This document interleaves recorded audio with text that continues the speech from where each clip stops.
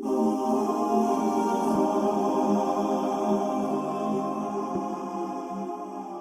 does the sex work? Like, you get satisfied then? Like, how do you meet your match and be like, oh man, like? Honestly, I have to get surprised. And I've been, meeting different people from time to time. And every once in a while, you meet somebody who kind of strikes you a certain way. And for me, I'm very much mentally stimulated. So it's not just the physical part. It's, you have to kind of get to me mentally, which only a select few can. And like I said, as an alpha female, I need to have an alpha male or a superman, which is above and beyond, somebody who's on that advanced mental wave as well. Facts. So for me, stimulating me is usually a mental thing first, and then it becomes physical after. Yeah, because that goes back to, like, your degrees and all that stuff and being well schooled. And I'm not easily impressed. Trust me, I'm not. Yeah. I've seen so much niggas. I've talked to so many. I'm not on the nigga. I don't fuck with street niggas anymore. Yeah. And I have a song called that. Like, I don't. So you will not catch me like fucking with a street nigga like that. Like, I'm on a different level, and who I decides to personally fucks with is like on a different level too. I get that. So, I guess the audience might be wondering this question. Are you currently in a relationship? And if you are in a relationship, how do you go about, like, doing your videos and all that stuff, right? Like, does that ever cause an issue, or is it kind of just like whatever? Like, when you get into a everything comes to relationship? understanding. If you don't understand or have anything mutually as an understanding, then things can't happen in a way that's going to make everybody happy. Facts. So to answer your question, I'm single but not available. I'll say that. Okay. I don't want to kiss and tell too much. It is what it is, Facts. Yeah. Okay, cool. Okay, so where can the people find you and, like, find your stuff? Like, find, if they're watching this interview, they're like, How did you find Allizae. me? I'm joking. People who put me up to Big Up Friday, aka Ricky Dred, he put me up on to you. He's like, yo, you gotta sit, you gotta get Allizae in the building and talk to her. So yeah, through my little connections and stuff. But so word of mouth, like word of mouth. Speaking of word of mouth, right? Yeah. There you go. All about that mouth. Yeah. Yeah. So where can the people find you? People can find me online pretty much everywhere. You can Google me, Allizae, Allizae. Raps is really what I do musically, but also a part of my handle to try to search me a little bit more detailed. So YouTube, Allizae Raps. I have almost 12,000 subscribers and almost 3 million views on my videos. Nice. So you can definitely tune into that. I am something to watch in the public eye. Websites, I have 2. So AllizaeRaps.com, and then I have LadyZae.com. So I actually own my own porn site. So LadyZae.com is my domain, but I also own the entire porn site. So I have all these videos on there for your eye candy. And then you have to click in a certain area to locate me if you want to see my more explicit videos where I'm showing some vajayjay and I'm showing, certain parts of me and doing things that Pornhub wouldn't get the privilege of fully getting out there. So I do request videos as well, so people can email me or Snapchat or discuss things with me about what they want to see. And that helps me also provide content that is, viewer friendly. So like I said, I'm on Instagram, Snapchat, websites, LadyZae.com, AllizaeRaps.com. Yeah, social media is pretty consistent. So just look for those 2 names, like LadyZae, and look for Allizae Raps, and you'll find me. Nice. Twitter as well. I'm starting to get more active on there. So Allizae Raps for Twitter as well. Nice. Yeah. That's cool. Actually, you know what? I don't want to I have a couple more questions for you, actually. We're going to continue. Ask away. Yeah. So do black women enjoy anal sex? They do, because I think black women have this imagery of having a big ass and that it should be fucked for some reason. And I don't know where that depiction comes from. I really don't. Because usually with ass, when you think about years ago, it was just the glorification of holding all that abundance, or when a guy's fucking a girl from the back, the ass just like flopping on and stuff. But now it becomes a phenomenon where a lot of black women are into anal.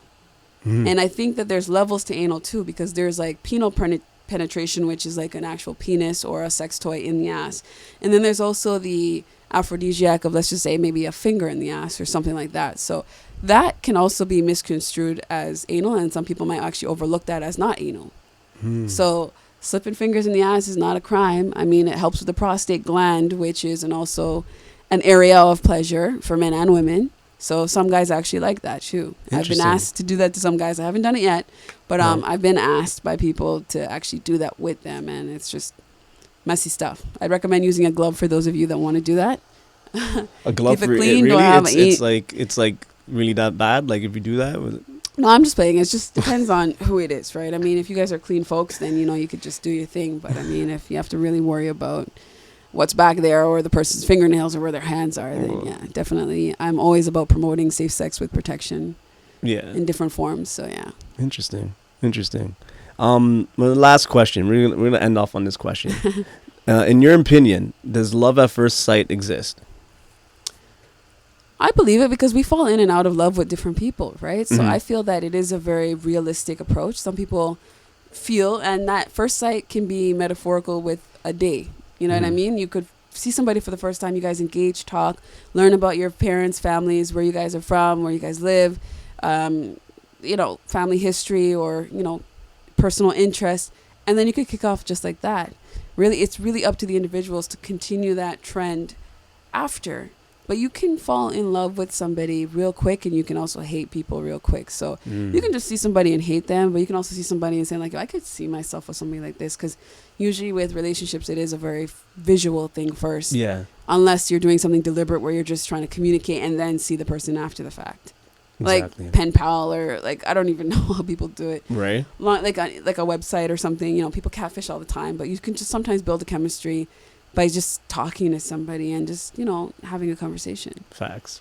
So I do believe in love at first sight. It's far-fetched, but I mean, things don't last in life, right? So even if you do fall in love with somebody, you could easily fall out of love. So I don't think it's wrong to think that you can't fall in love with somebody and enjoy that love for 3 months or 8 months or however long it lasts, because people do fall in and out of love at different times. It doesn't mean that they like love, and falling in love is different, right? Facts. So it all depends on how they're using the word and how they mean it. You can love somebody, and that could be like a life partner, but you can fall in love with a girl that just turns you on. You guys have crazy sex, and that's all it is.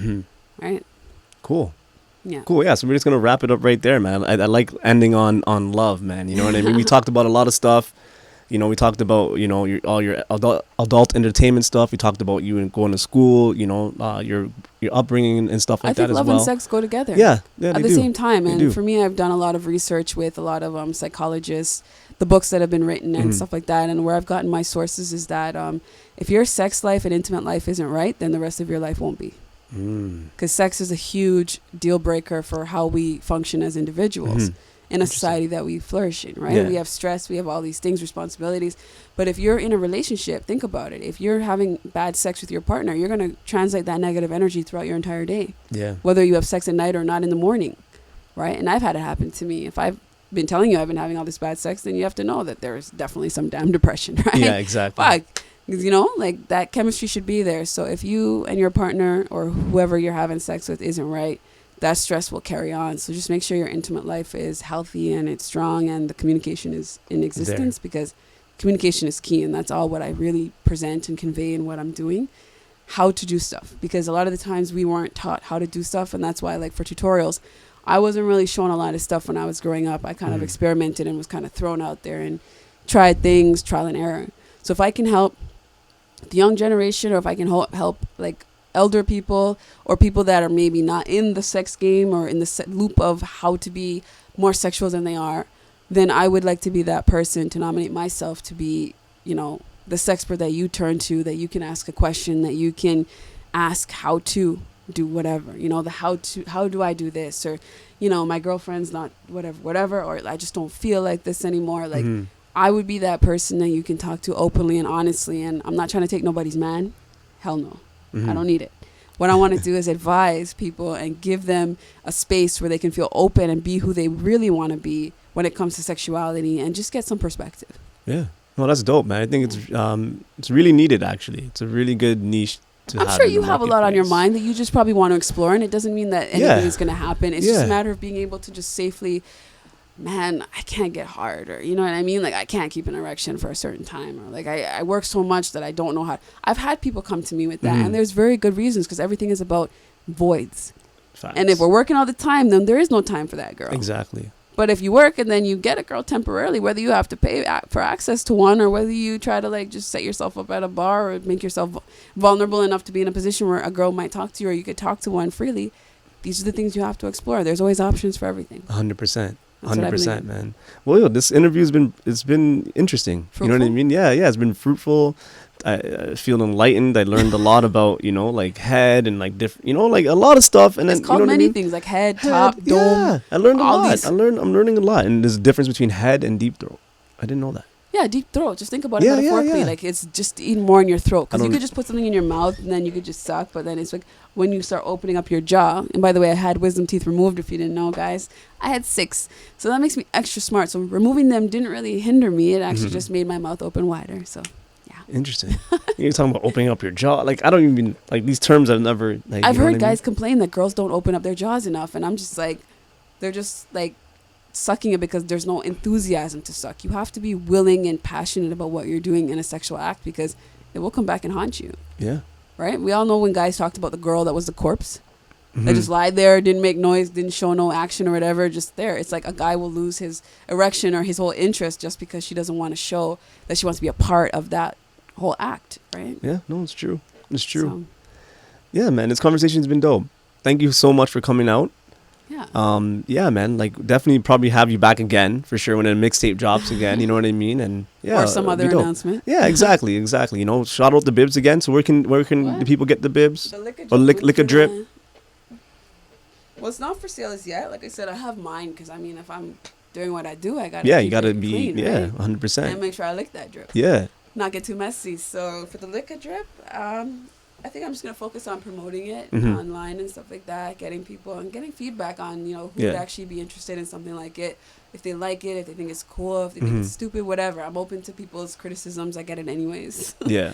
So I think it's cool. I think it might inspire a song. I think that having an adult form of protection, everything is about protection for me, 100%, yeah. keeping it clean, keeping it safe. Mm-hmm. So this is kind of like a protection for your clothing, for your breast, for your upper body, Mhm. right?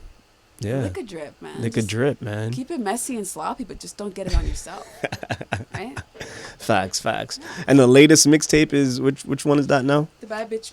Whoa. The Bad Bitch Chronicles Volume 1. So I have a lot of tracks off that. Mm-hmm. Some of the new music I have is called Don't Ask Me Why, Recreated Me, and I think there might be one more. I have a collaboration with this artist named Kyoya. It's called African Feng Shui. So I Nice. performed that as well a few places. And that's the more intimate side of me. It's kind of like it's a love song, but I mean, I'm still rapping, so it still has me very much in my vibe. Mm-hmm. Yeah, I might have some possible collaborations coming up, but I mean, as it stands right now, I do a lot of stuff solo because I'm a very strong writer and strong Dope. lyricist. So I just need the good beats, and I can keep giving the good tracks. Dope, Yeah. man. Well, yeah, like I said, man, it's a pleasure talking to you.